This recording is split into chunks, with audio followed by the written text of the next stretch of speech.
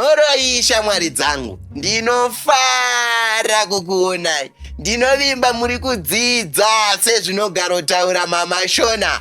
Kudzidza hakuperi, learning never ends. Tatenda? Yes. What is the word of the day?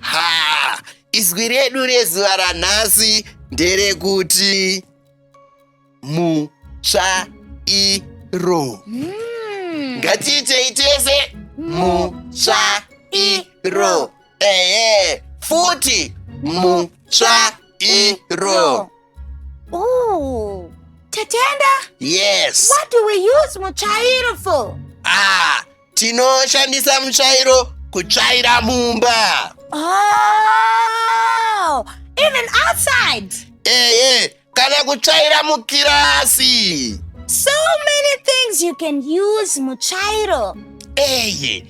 Iko zvino Tendai. Yes? Chimbotidzidzisawo song mutsvairo. Oh, that is a broom, right? Exactly. Okay. Mutsvairo unotsvaira panze. Mutsvairo unotsvaira mumba. Can we sing together? Ndaibata. 1, 2, 3, go!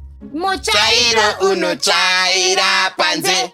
Mutsvairo unotsvaira mumba. Mutsvairo unotsvaira panze. Mutsvairo unotsvaira mumba. Mutsvairo not. Mutsvairo not. Mutsvairo not. Mutsvairo unotsvaira panze. Wow, you got it right. Kasongu kakachinakidza. Let's now do the vowels for sh for mutsvairo.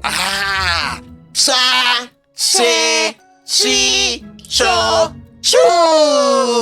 Ngatiitei tese. Sa, se, si, cho, chu.